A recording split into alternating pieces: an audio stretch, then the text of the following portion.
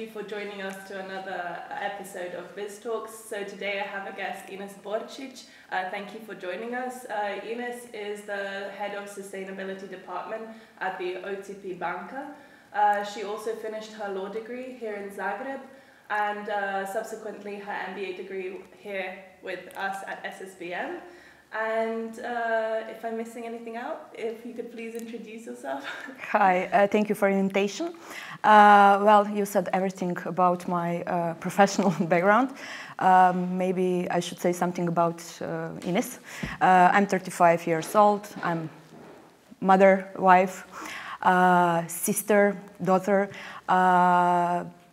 In my free time, I love to read everything. I ride a bike a lot. I run. These days, I'm trying to love to do some yoga or meditation or something like that. But work is stressful. But I'm really struggling because those kinds of activities, peaceful activities, are really not for me. So I'm trying, and that's it. During my working hours, I'm the head of Sustainable Development Department. We can say that I'm ESG coordinator for everything related to ESG in the bank. And in general, that's it. So that's in a nutshell. Yeah. Oh, that's great. Well, if you could tell us a little bit more about what specifically your job entails as the head of the Sustainability Department. And what values you instill in your role. Well,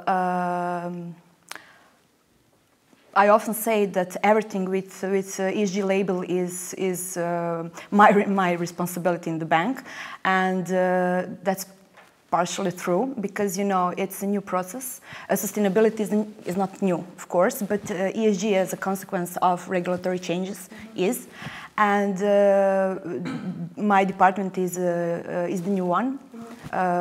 We have it for the last, 8-9 months. And I coordinate every ESG process in the bank, and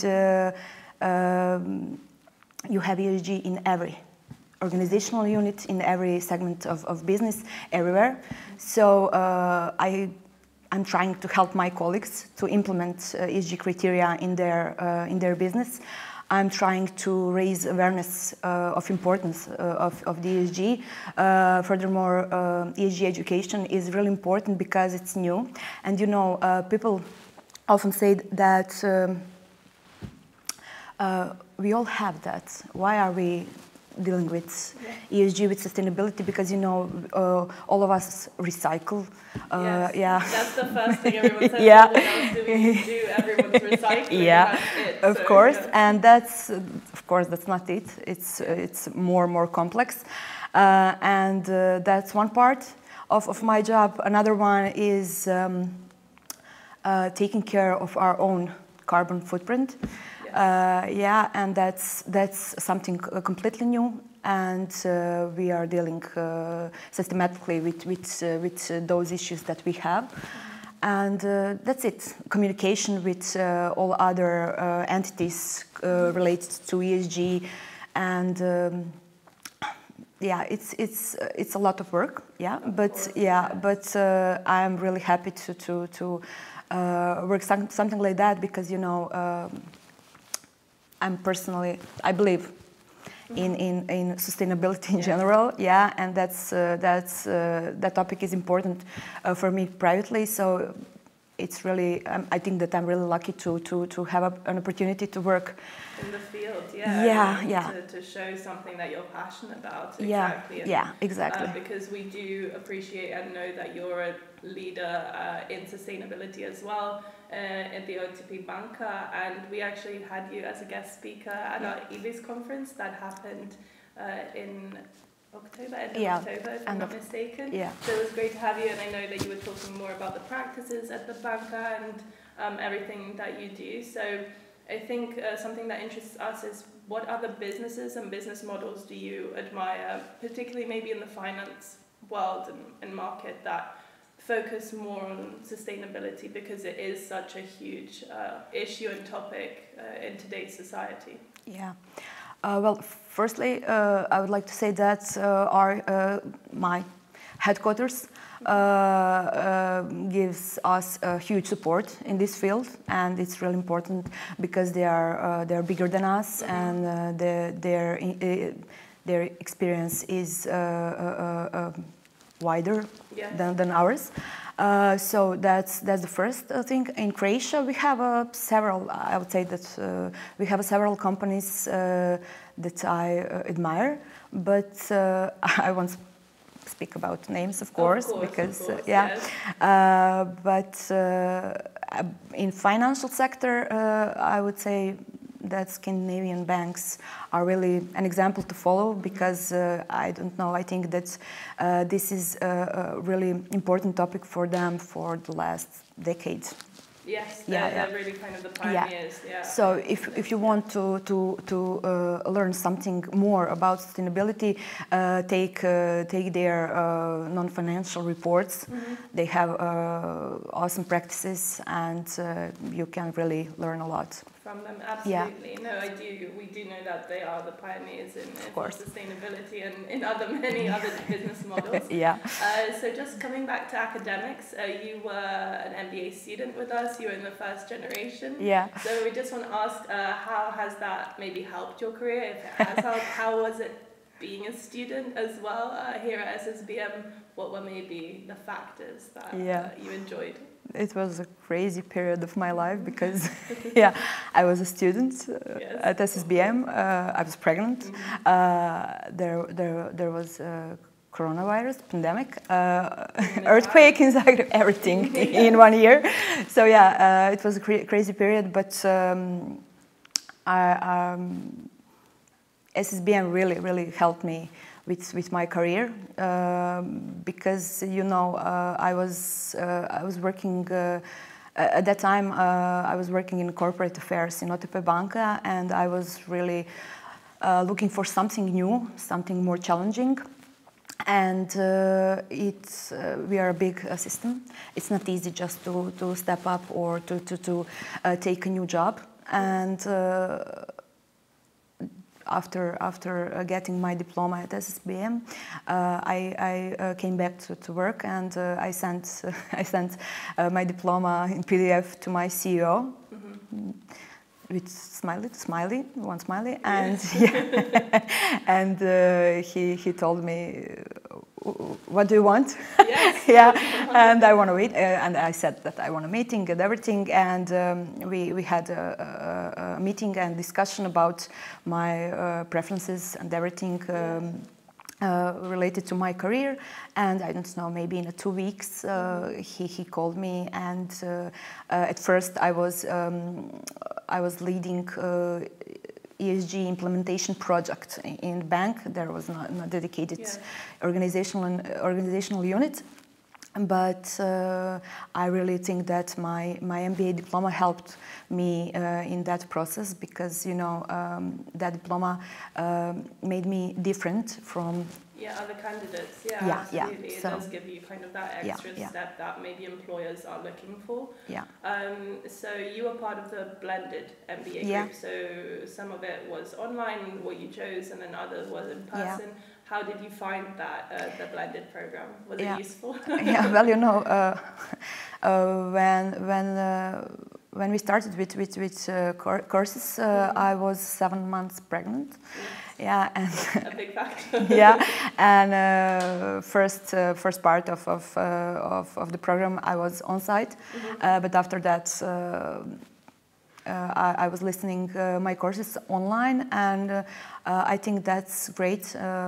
For me, that was really great, and I think that colleagues who really have a lot of work, who travel a lot because of their job. Yes, of course. I think that's a really good option. But of course, if you can, please come here, come on the campus, because meeting people, connecting, collecting experiences, you can do that online. No, it's a huge valuable factor. Networking. We also have these networking events. outside of SSBM, outside of working hours, but also when students come in, it is, you're meeting your colleagues that you might be working with in the future, so it is a huge aspect. So do you have maybe any advice that, you know, for students that are looking to enroll in the MBA but are sitting on the fence, they're not sure, any advice you would give them? First, be open-minded, because I think that no one of us knew how all the program would look like. Yes. Yeah. Okay. But be open-minded. After that, if you are already at MBA program, choose as many elective courses as you can. Yes. Because, you know, I think that obligatory are two. But try something new, try something that you would never choose, because maybe you'll find a new area of interest, maybe, so that's really important. Also, connect with your colleagues, listen to them, because at my group, 40 of us, I think, there were, I don't know, a lot of different professions and everything, doctors, lawyers, I don't know, sales, marketing. In all different areas. And it's really valuable to have an opportunity to hear their experiences, their business models, and that's so. Come to the campus, go on networking parties, events, and everything. And I think today, 3 years after my MBA program, I'm still with. I became friends with some students and colleagues and professors, exactly. So that's what we try and make an atmosphere that, you know, everyone is also included, but networking is really our number one. Yeah, you're doing a good job. For that. Thank you. We hope so. But so obviously, from speaking with you, you're an advocate for continuous learning. So with professionals, because that's something that we focus upon. So our MBA degrees are mostly focused on working professionals. As you said, it doesn't really matter the background if it's if they're lawyers, doctors, so is that something you're an advocate for that too, for continuous learning, or help you in your career? Yeah, I'm living proof, well, when I got my bar exam, I said that I would never study again, never in my life. So of course, that's not true. I finished an MBA program, I don't know, a few months ago. I got a certificate, ESG certificate, and that's the first step. I have 2 more, and I will, of course, go on that. And so I think that you should study all your life, and not just because you will maybe advance in your career or your salary will get bigger or something like that, but in this new normal, I don't know, world that we are living, you never know what opportunity can wait for you, or sometimes, you know, you are expecting, I don't know, something, and it become completely different. So I think that with a wider scope, with wider view, it's easier to handle all those changes and everything. I think you develop more skills. Of course, because I think that everything you learn, it brings you some additional value. Absolutely, no, definitely. So I think through this conversation, we've learned a lot of great advice from you that we can hopefully implement with our students or anyone who's watching. But also just one last question whilst we have you here. So what is the best career advice that you've received whilst working, or at university, but mostly at work? That wasn't at work. I would say that maybe best career advice I got from my dad. He was a truck driver, and he was kind of, I don't know, builder, we can say. But the important thing is that he was self-taught. in everything, not in driving. Of course, no, someone called him for that. He had the license, yeah, but in building, and it was really impressive to watch him during my childhood, how he could learn everything. Yeah. And he taught me that if you are enough patient, persistent, hardworking, of course, that you can achieve anything. And he is a great example of that. And I don't know, maybe that's not career advice, maybe that's life advice. I don't know. It's all intertwined, yeah, so. but I think that's the best you can. Just be patient, persistent, and of course you should hard work. Yeah. Well, thank you so much, Ines. Yeah, It was thank you. absolutely a pleasure speaking with you, and we hope to see you at all our events and Of course. here back on the campus. So thank you once again. Thank you.